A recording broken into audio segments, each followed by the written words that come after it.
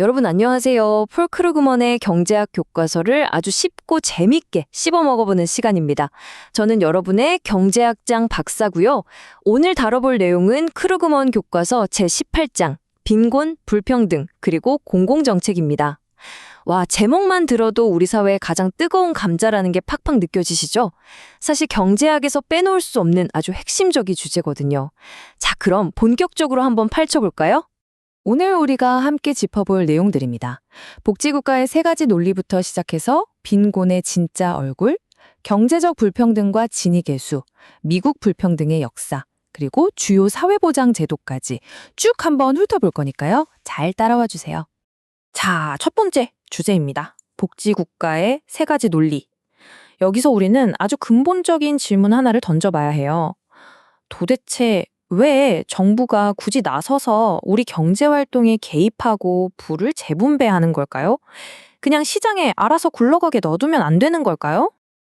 그 이유는 크게 세 가지로 요약할 수 있습니다. 그 중에서도 가장 핵심은 바로 소득 불평등 완화예요. 쉽게 말해 부유한 사람에게 세금을 걷어서 가난한 사람을 돕는 이른바 현대판 로빈후드인 셈이죠. 한번 생각해 보세요. 연소득 30만 달러인 부자에게 1,500달러는 그냥 명품 하나 덜 사는 정도겠지만 연소득 15,000달러인 가족에게 그 돈은 당장 식탁 위 반찬이 바뀌고 더 따뜻한 집에서 잘 수 있다는 걸 의미하잖아요.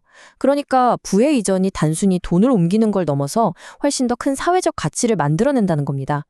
그리고 두 번째 이유, 바로 경제적 불안정성 완화인데요. 교과서에 아주 딱 맞는 사례가 나옵니다. 바로 2017년 텍사스 대홍수예요. 이 끔찍한 홍수 때문에 수백만 문이 하루아침에 쫄딱 망해서 집을 잃었잖아요. 그런데 텍사스를 벗어난 다른 지역 사람들은 전혀 피해가 없었단 말이죠. 언제, 누구에게 이런 자연재해나 치명적인 질병이 닥칠지는 정말 아무도 모릅니다. 그래서 정부가 나서는 거예요. 이런 예측 불가능한 경제적 충격으로부터 우리 모두를 보호하기 위해서 일종의 거대한 안전망, 즉 사회보험 제도를 제공하는 겁니다. 그럼 두 번째 챕터로 넘어가 볼까요? 빈곤의 정의와 불편한 진실에 대해 얘기해 볼게요. 복지국가가 왜 필요한지 그 이론을 알았으니 이제 정부가 실제로 치료하고 싶어하는 핵심 증상, 바로 그 절대적 빈곤에다 현미경을 한번 들이대 보겠습니다. 자, 머릿속에 칠판 하나 그려보시고요. 거기에 이 단어를 아주 크게 써볼게요. 빈곤선. 이건 미국 정부가 공식적으로 딱 정해놓은 생존 마지노선입니다. 생활 필수품을 사는데 필요한 최소한의 연간 소득이죠. 2018년 기준으로 성인 2명, 어린이 2명인 4인 가구의 빈곤선이 25,100달러였어요. 그러니까 가구 소득이 이 선 아래로 똑 떨어지면 공식적인 빈곤층으로 분류되는 겁니다. 정말 말 그대로 벼랑 끝 절대적인 기준선인 거죠. 그런데 여기서 보여드리는 추세선의 흐름을 한번 쭉 따라가 보세요. 굉장히 흥미로우면서도 좀 씁쓸한 진실이 숨어 있습니다. 지난 50년 동안 미국 경제의 파이는 엄청나게 커졌거든요. 나라는 정말 부유해졌는데 공식적인 빈곤율은 1960년대 말 이후로 큰 변화 없이 박스권에 딱 갇혀 있습니다. 경제는 미친 듯이 성장했는데 가장 밑바닥에 있는 사람들의 비율은 좀처럼 줄어들지 않고 있다는 뜻이에요.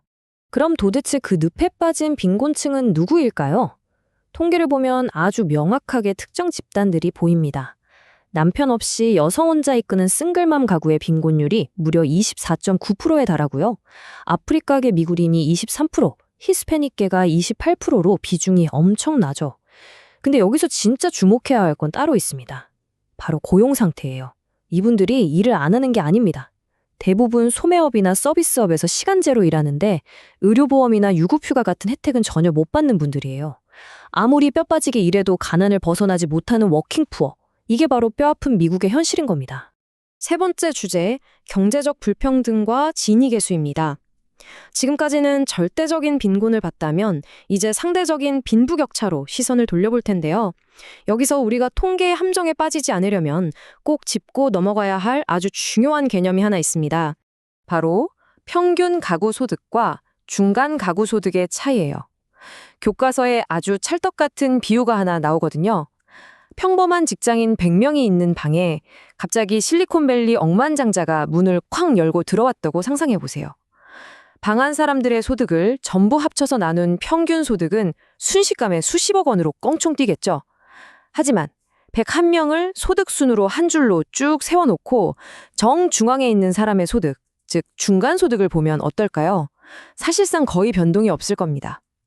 맞습니다. 그래서 경제학자들은 보통 사람들의 진짜 주머니 사정을 볼 때 극소수 슈퍼리치들 때문에 확 왜곡되어 버리는 평균보다는 중간 소득을 훨씬 더 믿을 만한 지표로 씁니다. 2018년 미국 소득 분포 데이터를 한번 보실까요? 이 극명한 차이가 느껴지시나요? 상위 20% 가구가 미국 전체 소득의 무려 52%를 싹쓸이하고 있습니다. 절반이 넘어요. 반면에 맨 밑에 하위 20%는 전체 소득의 고작 3.1%를 가지고 아등바등 살아갑니다. 상위 20%의 평균 소득이 하위 20%보다 무려 17배나 많다는 얘기예요.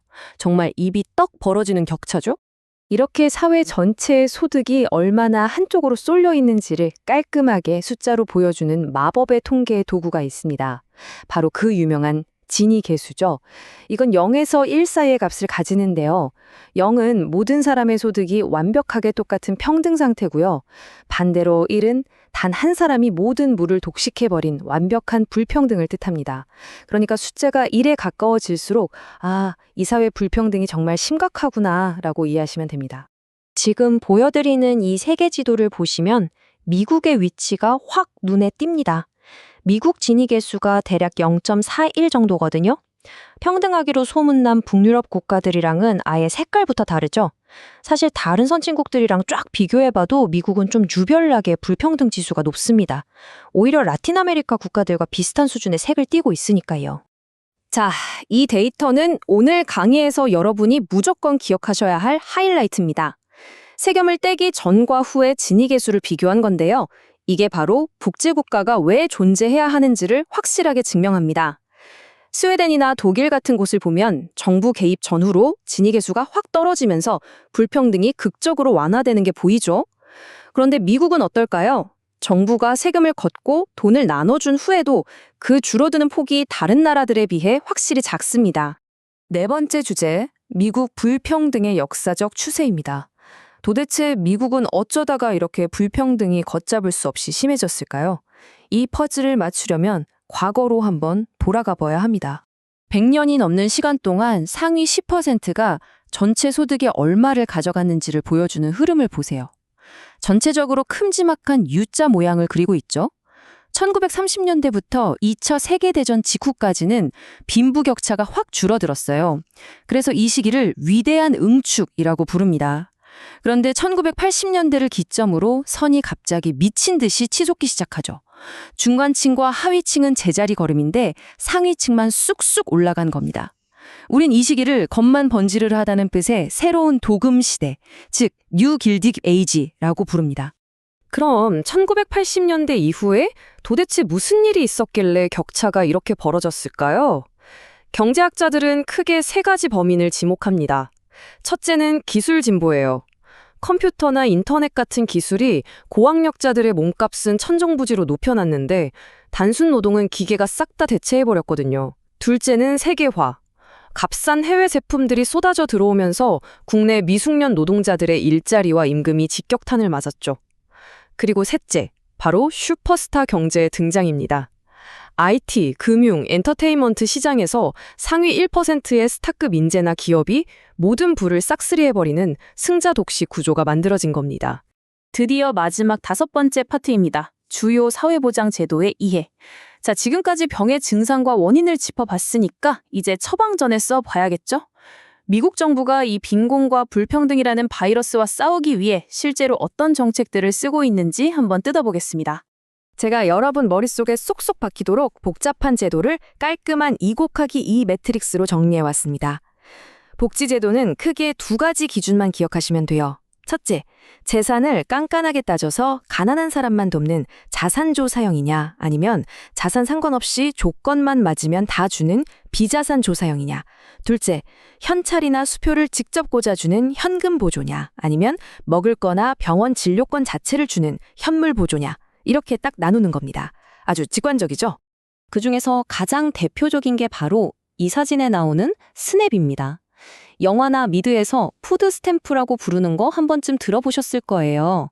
이건 철저하게 자산을 조사해서 빈곤선 아래에 있는 저소득층에게 식료품을 살 수 있는 카드를 쥐어주는 제도입니다. 굶주림이라는 가난의 고통을 가장 직접적으로 덜어주려는 사산조사형 현물보조 정책의 핵심이죠. 하지만 복지 예산에서 진짜 어마어마한 비중을 차지하는 거인들은 따로 있습니다. 바로 메디케어와 메디케이드 같은 의료보조 제도예요. 앞서 우리가 복지국가의 존재 이유 중 하나가 의료 서비스 제공이라고 했잖아요. 그걸 정확히 수행하는 녀석들이죠. 천문학적인 돈이 이 의료 현물 보조에 투입돼서 아플 때 돈이 없어 치료를 못 받는 끔찍한 일이 없도록 아주 거대한 안전망을 쳐주고 있습니다. 자, 이제 오늘 다룬 핵심 내용들을 쫙 한번 정리해볼까요?